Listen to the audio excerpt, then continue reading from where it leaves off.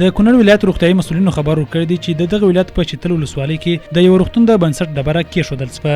د معلوماتو له مخې دغه روغتون د چتل ولسوالۍ د چوګام په رودو سیمه کې د یونیسیار په مالي ملاتړ د 13.2 میلیون افغانیو په لګښت جوړیږي.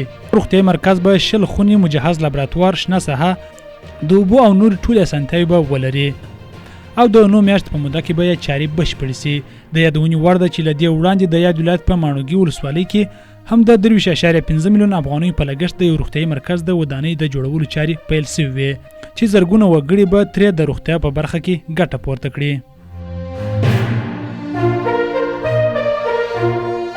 د خوست ولایت د کرنې اوبو لګولو او مالدارۍ ریاست چارواکو ویلي دي چې په دغه ولایت کې د سټروسو د 10 بڼونو او 15 شنې خونې جوړیږي.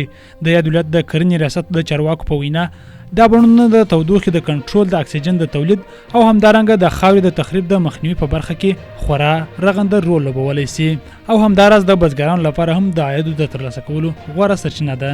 ورته مهال د کرنې اوبو لګولو او مالدارۍ وزارت وایي چې هلې ځلې کوي څو د هیواد په کچه بڼوالۍ ته وده ورکړي، هغه ونې ترویج کړي چې په ډېره لنډه موده کې میوې نیسي او ښه کیفیت لرونکي وي تر څو د بڼوالۍ محصولات ډېر او د بڼوالو عاید ورسره زیات سي.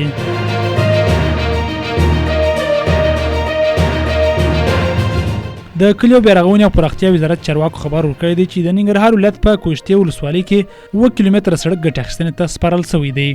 د معلوماتو له مخې دغه سړک د خوړو نړیوال پروګرام NWFP په مالي مرسته د کوشتي ولسوالۍ په کجوري سیمه کې جوړ شوی دی. د یادونې وړ ده چې د دې سړک د جوړېدو پر مهال د سیمې لسګونو کسانو ته د کار زمینه هم برابرېږي.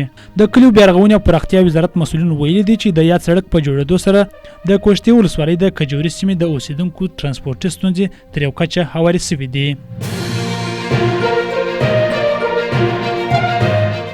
د پاکستان په کراچۍ کې د افغانستان د کونسلګرۍ سرپرست د متحده عربي اماراتو له جنرال کونسل بخیت عتیق الرمیسی سره په لیدنه کې د افغان کډوالو د ستونزو په اړه خبرې کړې دي.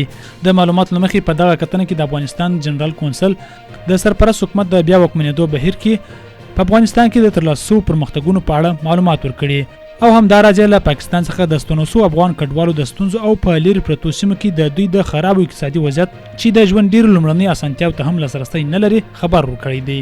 افغان کونسل د کډوالو سره د متحده عربي اماراتو د مرستندوی بنسټونو څخه د لا زیاتو مرستو غوښتنه کړې ده.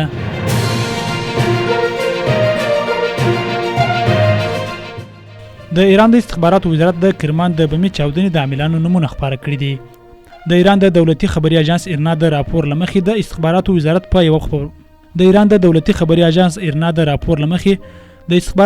په یو خبرپاڼه کې ویلي چې د چاودنو اصلي عامل د عبدالله تاجیکي په نوم یو تاجکستانی و. د وژل شوو په منځ کې لږ تر لږه 12 افغانان هم شامل وو.